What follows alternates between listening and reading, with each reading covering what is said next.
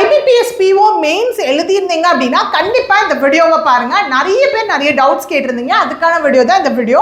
அந்த வீடியோக்குள்ளே போகிறதுக்கு முன்னாடி உங்களுக்கு ஏதாவது வீடியோ கோர்ஸ் வேணும் அப்படின்னா நம்மளுடைய கண்டிஷனல் லாஜிக்ஸ் அப்ளிகேஷனில் அவைலபிளாக இருக்குது. ஸோ ஆப்டி, இங்கிலீஷ், ரீசனிங் எல்லாமே அவைலபிளாக இருக்குது, யூஸ் பண்ணிக்கோங்க. ஸோ வீடியோக்குள்ளே போகலாம். ஃபர்ஸ்ட் ஒன் பார்த்தீங்க அப்படின்னா 250 வேர்ட்ஸ்லேருந்து 300 வேர்ட்ஸ் எஸ்ஏ ரைட்டிங் இன்க்ரீஸ் பண்ணிட்டாங்க. ஸோ அப்போது நம்ம வந்து ஸ்பீடு அதுக்கேற்ற மாதிரி ப்ராக்டிஸ் பண்ணிட்டு 300 வார்த்தைன்றப்போ வார்த்தைகள்ன்றப்போ அது கொஞ்சம் டிஃபிகல்ட்டாக இருந்திருக்கு. நிறைய பேர் வந்து சேவ் பண்ணலை. ஸோ அதுக்கு என்ன கேட்டிருந்தாங்கன்னா, சேவ் பண்ணாட்டி அதை அப்படியே எடுத்துக்காமல் விட்டுருமான்னு கேட்டிருந்தீங்க. இல்லைப்பா, அது ஆட்டோ சேவ் தான்.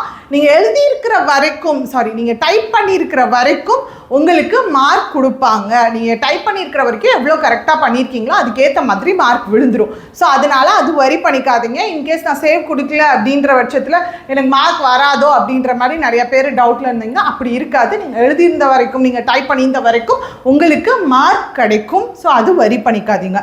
அண்ட் செகண்ட்லி பார்த்தீங்க அப்படின்னா செக்ஷனல் கட் ஆஃப் நிறைய பேர் கேட்டிருந்தீங்க. இங்கிலீஷ் வந்து ரொம்ப டிஃபிகல்ட்டாக இருந்துச்சு, அப்போ செக்ஷனல் கட் ஆஃப் வந்து அதுக்கேற்ற மாதிரி இருக்கும் அப்படின்னு சொல்லிட்டு. ஆப்டி சம்டைம்ஸ் ஒரு சில டிஃபிகல்ட்டாக ஃபீல் பண்ணியிருக்கலாம்.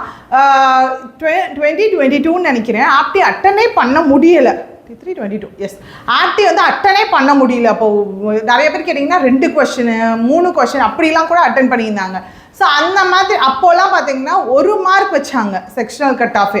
ஸோ இப்போ இங்கிலீஷ் பார்த்தீங்க அப்படின்னா டஃப்பாக இருக்குது. லாஸ்ட் டைம் ஒரு 10 மார்க் இங்கிலீஷ் கட் ஆஃப் இருந்துச்சு, செக்ஷனல் கட் ஆஃப் ஒரு 8 மார்க் இருந்துச்சுன்னா கண்டிப்பாக இந்த வருஷம் பார்த்தீங்க அப்படின்னா அதை விட கம்மியாக தான் வைப்பாங்க.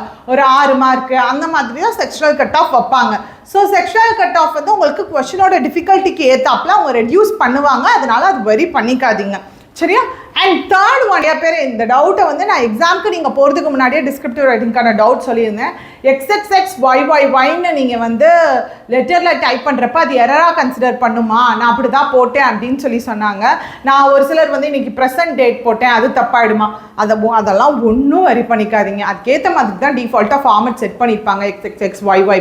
ஸோ நீங்கள் அதுக்கேற்ற மாதிரி போட்டிங்க அப்படின்னாலும் அந்த இடத்துல அதுக்கான பிரச்சனை வராது, மிஸ்டேக்காக கன்சிடர் பண்ணக்கூடாது. ஏன்னா இதுதான் வந்து ஓவரால் இந்தியாவே இந்த ஃபார்மேட் தான் ஃபாலோ பண்ணுறாங்க. அதனால வந்து அதெல்லாம் வரி பண்ணிக்காதீங்க. ப்ரெசன்ட் டேட் போட்டால் அது தப்பா, அதெல்லாம் வந்து இந்த மாதிரியெல்லாம் வந்து யோசிக்காதீங்க. அந்தளவுக்குலாம் வந்து ஸோ கண்டிப்பாக யோசனை வரும் தான், இப்படி இதாகிடுமா அதாகிடுமா இங்கே தப்பாகிடுமா. ஏன்னா டிஸ்கிரிப்டிவ் ரைட்டிங் பொறுத்த வரைக்கும் ஒரு பல்கான மார்க்கு பெருசாக நம்ம வந்து அதுக்கு எஃபர்ட் போடாமல் இருந்தால் கூட ஒரு பல்கான மார்க் வருது அப்படின்ற பட்சத்தில் அந்த இடத்துல நம்மளுக்கு சின்ன சின்ன டவுட்ஸ் வருது, ஓகே தான். ஸோ அதனால இதுவும் வரி பண்ணிக்காதீங்க, இதுவுமே பிரச்சனை கிடையாது, சரியா? இப்போ ஐபிபிஎஸ் பிஓ மூட்டை கட்டிடலாம். எஸ்பிஐ பிஓ கிளர்க்கு அப்கமிங்கில் இருக்குது. எப்போ இருக்குன்னு கேட்டுருக்கீங்க. ப்ராபப்ளி நேரம் வந்துருந்துருக்கணும், ஏன் டிலே பண்ணுறாங்கன்னு தெரில. பட் கூடிய சீக்கிரம் வர இருக்குது. ஸோ அதுக்கான ப்ரிப்பரேஷனையும் ஸ்டார்ட் பண்ணுங்கள். ப்ரிப்பரேஷன் ஸ்ட்ராட்டஜி வீடியோ வேணும் அப்படின்னாலும் காமெண்ட் பாக்ஸில் போடுங்க. ஸோ நான் கொண்டு வரேன். ஸோ அவ்வளோதான் மக்களே, வேறு ஏதாவது டவுட்ஸ்னாலும் கேளுங்க. So tata, bye, see you.